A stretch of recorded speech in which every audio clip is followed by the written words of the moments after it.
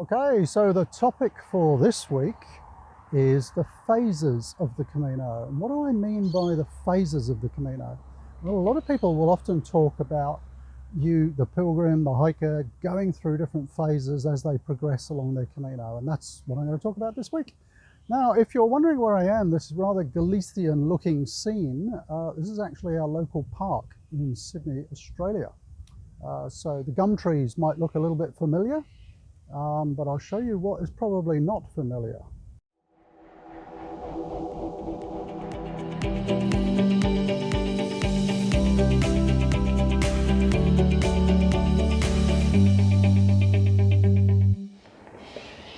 So what might look fairly familiar for those who've walked through Galicia is all of these gum trees. This is a little bit different though. You see all these little white birds? Well, they're actually not that little. And they're very noisy. These are sulphur-crested cockatoos. They're always out in this park, particularly in wet weather, because I think the worms come to the surface and they're clambering over the grass there looking for worms. Gee, they are noisy. They screech and fight. Anyway, we're not here to talk about cockatoos. We're here to talk about the different phases of the Camino. So, oh, here they go. Ooh, right over my head. So I'll just go and find a spot up here and we're going to talk about that. So this is actually a spot where I come for my morning walks. It feels a little Camino-like, and there's a couple of parks like this. Pat and I go round and round for a few kilometres and get a bit of exercise, but we'll go and park ourselves over there.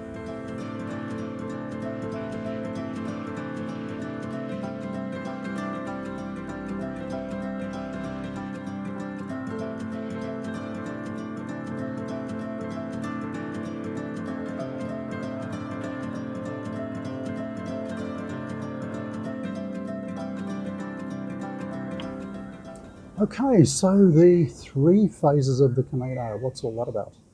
You'll often hear people talk about this, and I'll explain what's meant by those three phases, and you're probably thinking, why is it relevant?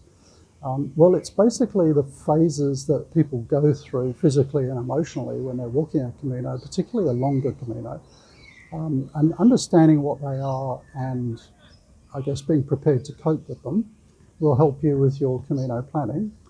And it will also help you determine how far you want to walk to a degree.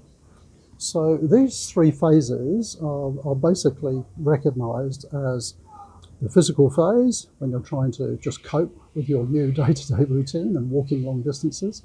There's the emotional phase, when you start to hurt and maybe are missing home and that sort of stuff.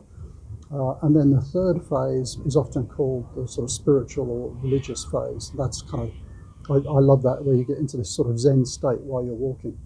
So why would that have any bearing on you planning your Camino? Well, it takes a little while for you to actually go through those three phases, I find. If you've walked many Caminos, you can probably kind of get into the groove a lot quicker.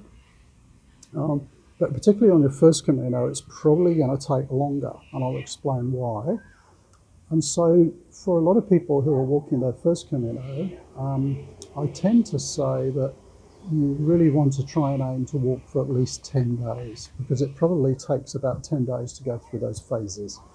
We've got people coming over to picnic here? No, we're okay. So we've got screeching cockatoos, we've got soccer matches going on. I've tried to find the quietest spot that I could. We've got people out for a walk.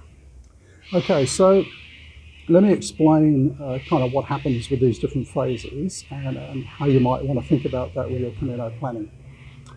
So first of all, the physical phase. Now, particularly if you haven't walked a Camino before, and very definitely if you are not used to long distance hiking, it's a bit of a physical shock. You'll get through the first day all right. You might be practicing at home and you might be walking 15 miles or 25 kilometers or whatever distance, and you'll do that one day and you think, oh, that's great, I can handle it. The physical issues start to come about because you're walking that distance day after day after day, and it's that continual sort of daily routine that really starts to take a toll on you physically. And so the first few days can be very much taken up with just trying to cope physically. If you're staying in albergues, you might be getting disturbed at night, you might not be sleeping that well.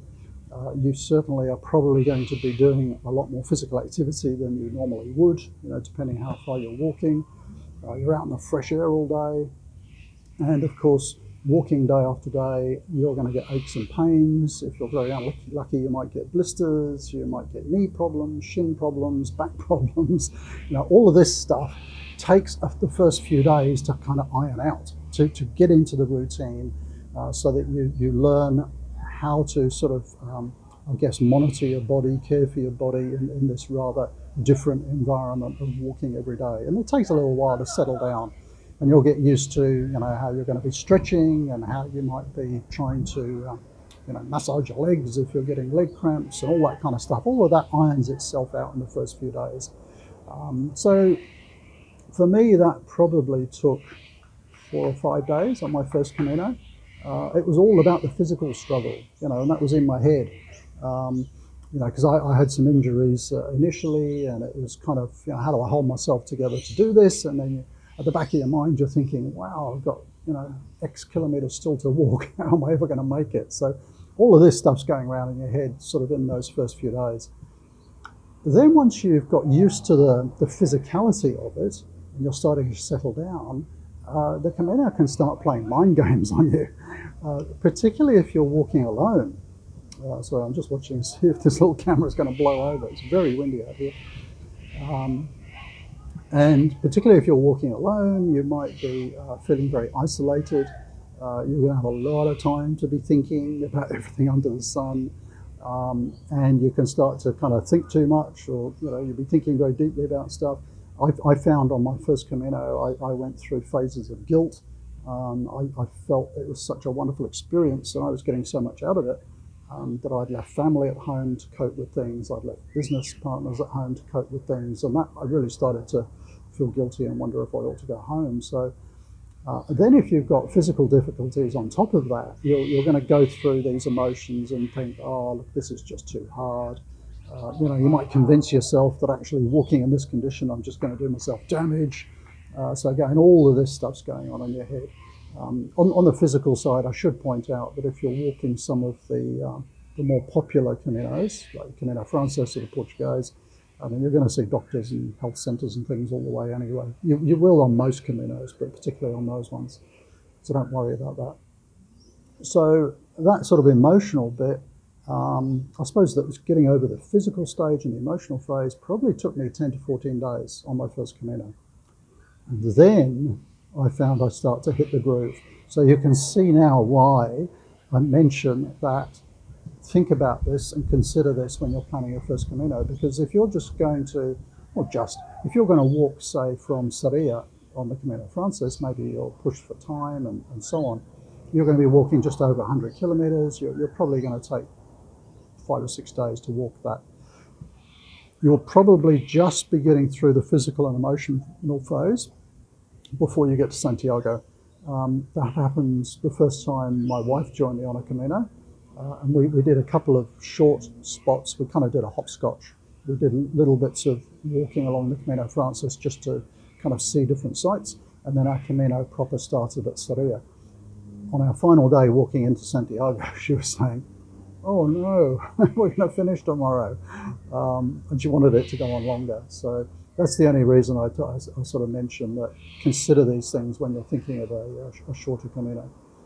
So then you've gone through the physical phase, you've gone through that emotional phase. The emotional phase I found the most difficult first time around. Just, feelings of guilt, all the sort of stuff that my wife was dealing with at home and all the rest of it. I was really down for a couple of days, but kind of snapped out of it. Then in that third phase, you're really going to get into that sort of Zen state, as I call it. And that's where everything just starts to fall into place. You're into the physical routine, you've kind of sorted your head out emotionally, and you're almost sort of floating on air, just really enjoying it. I can remember a particular day walking out of Grenon on the Camino Frances, and it was a beautiful sunny day, not a cloud in the sky. I will confess, I had my earphones on, and I was playing some of the music from the soundtrack from The Way.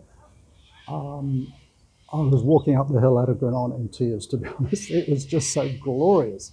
It was perfect. And that's kind of that state that I find you get into in that third state. You just become so connected to your journey, to those around you, to the environment. And it is just a fantastic state to be in. And you kind of just walk day to day, and it's bliss, and you really don't want it to finish. So I suppose the question is, if you only have a short time to walk, can you kind of reach that stage? I'd love to know. I mean, do comment below if you've only been able to walk shorter stages on a Camino. Have you managed to get to that spot? If you've only had 8, 9, 10 days to walk, 14 days, I think over 9 or 10 days you would.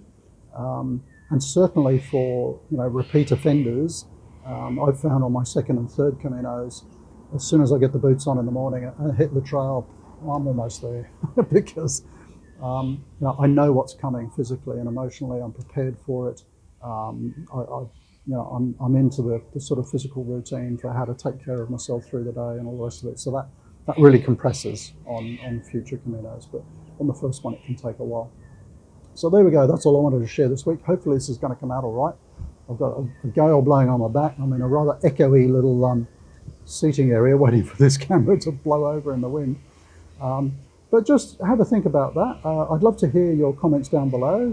If you walked a few Caminos yourself, do you agree with that there are sort of quite distinct phases that you go through, and how long have you felt it took you to go through each of those phases? You can probably get through it in maybe 7 days. I guess it's different for everybody. Yeah, I'd love to hear your feedback, and if you've got any questions on that, do let me know. Just type your questions down below. I'm going to get out of here because I think we're about to get a thunderstorm. So thanks for watching. If you're new to the channel, do think about subscribing. We have videos coming out every Tuesday evening, Sydney, Australia time. So I'll look forward to seeing you next week. And I hope the cockatoos weren't too distracting. See you then.